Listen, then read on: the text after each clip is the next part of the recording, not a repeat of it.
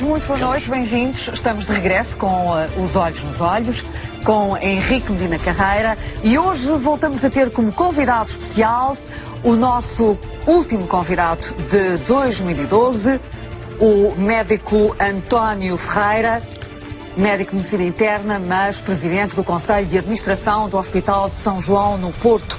E vamos continuar a falar hoje sobre o Serviço Nacional de Saúde. Muito boa noite, Sr. Professor. Boa noite. Foi muito apreciada, do ponto de vista informativo, a sua presença no último programa que fizemos em 2012. Dr. Medina, entrou bem neste ano de 2013? Entrei, já não é mau. Entrou, já não é mau. Você já sei que entrou a divertir-se, esteve melhor que eu. Dr. Medina, vamos ao enquadramento do tema. Não, hoje, como se tinha anunciado há 3 semanas,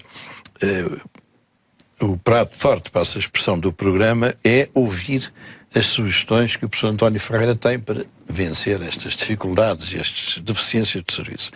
Em todo caso, eu pude colher na praça pública 3 ordens de observações.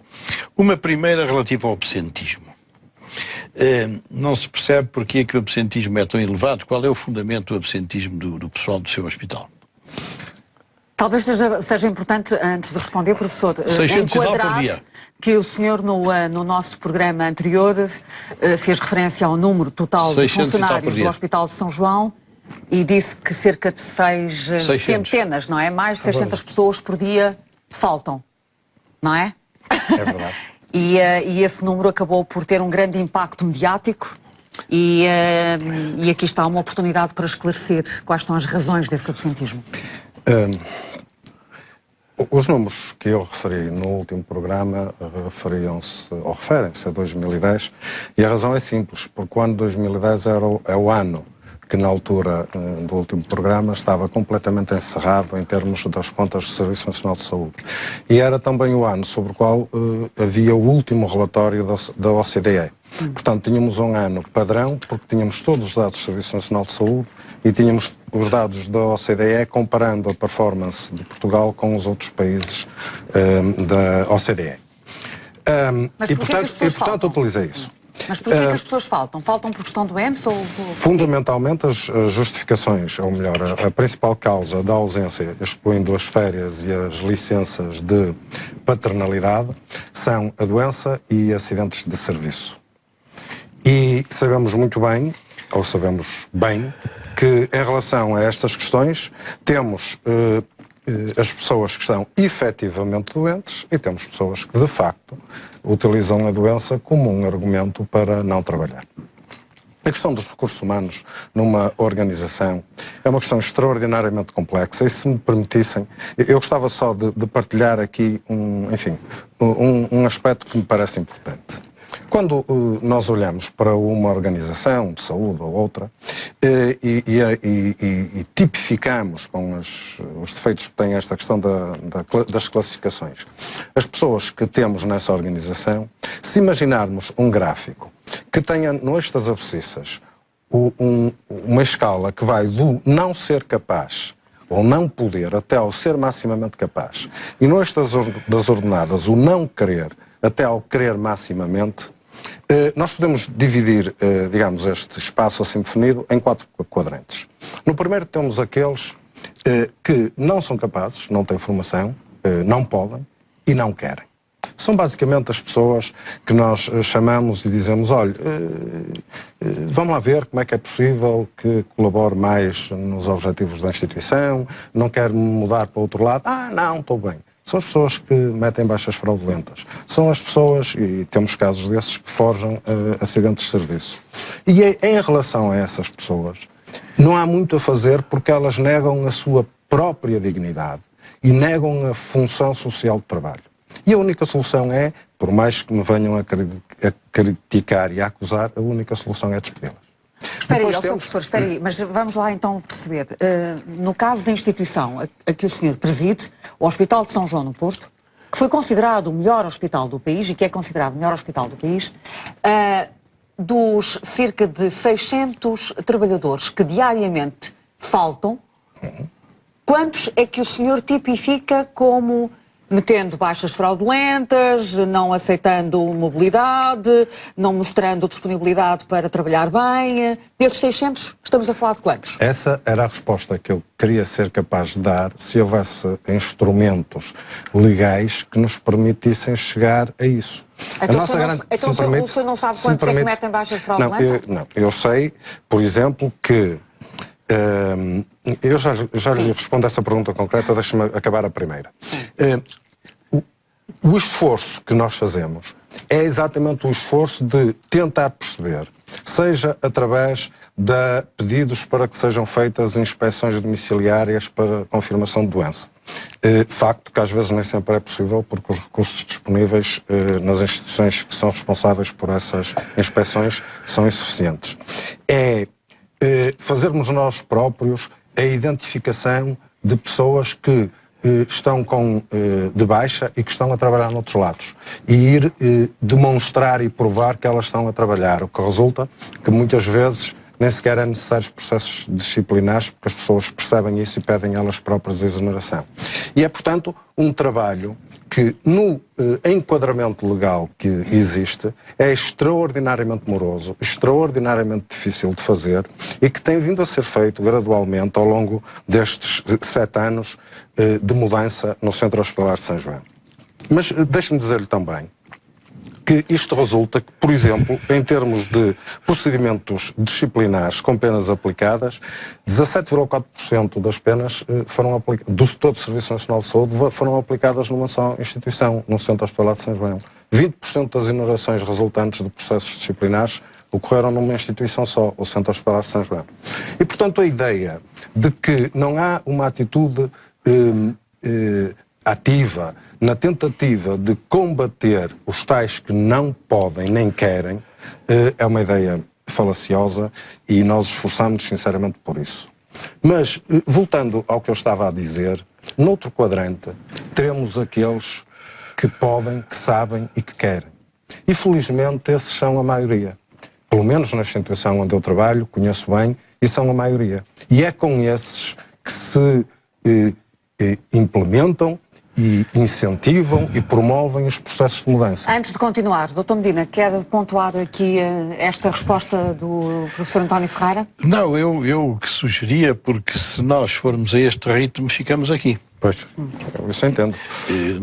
Para mim bastar-me-ia ter esta noção que o absentismo é alto e que tem causas variadas, umas combatíveis, outras não, o que é compensado por pessoal que também é bom e que permite uma produtividade média. Sim, Dr. Medina, mas não deixa de ser estranho e curioso que no Serviço Nacional de Saúde e num grande hospital haja ou possa existir mais de uma centena de pessoas que todos os dias metem baixa fraudulenta, não é? Pois, mas isso está no número, não é? Está no número. Não é, esse número é de doentes verdadeiros esse número é da até mandriões.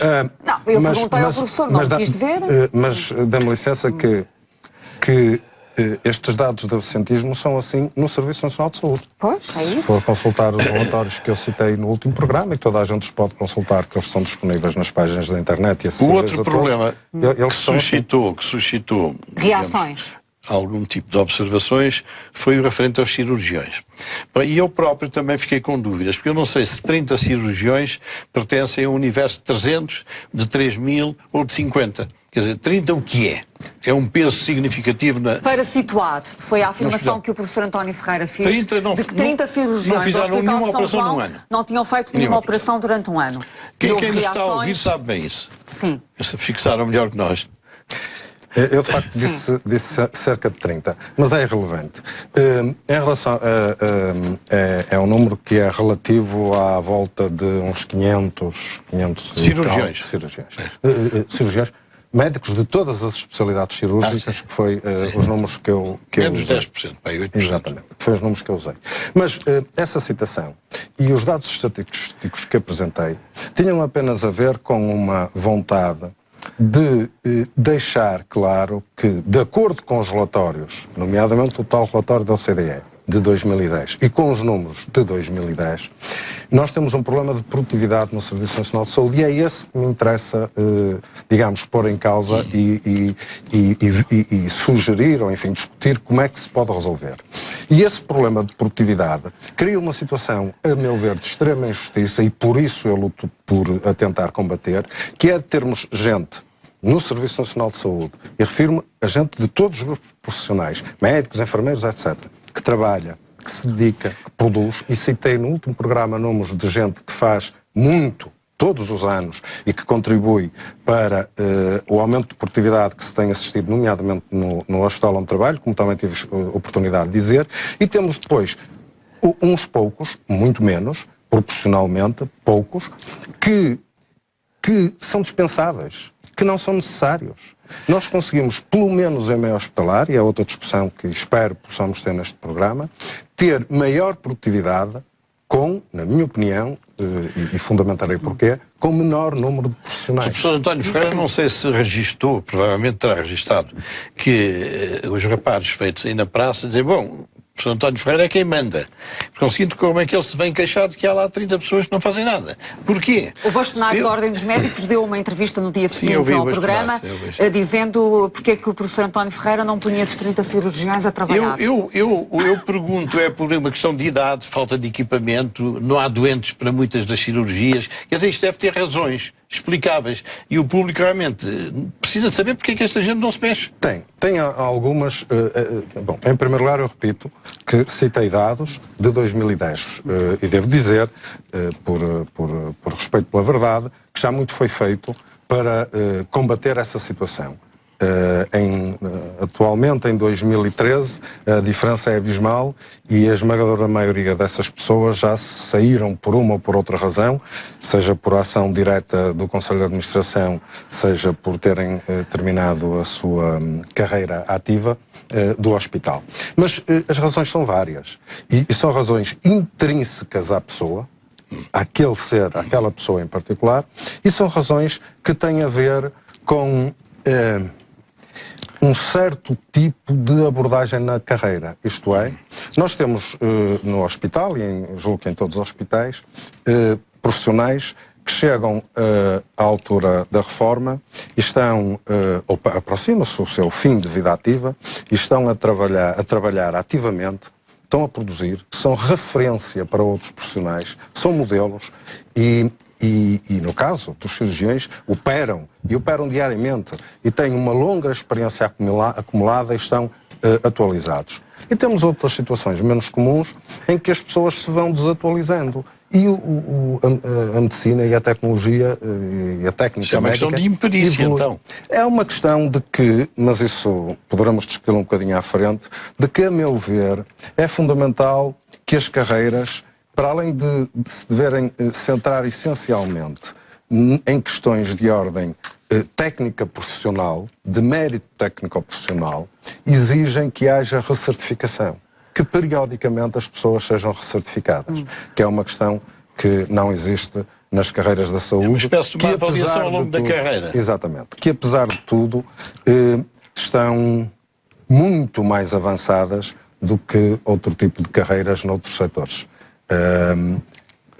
As profissões de saúde, nomeadamente os médicos e também os enfermeiros, principalmente na área mais ligada à técnica clínica, têm exames para progredir, têm avaliações curriculares, têm tudo isso, mas depois falta a parte da recertificação, o que quer dizer que às vezes acontece haver pessoas que já numa fase mais avançada... Não precisam da certificação.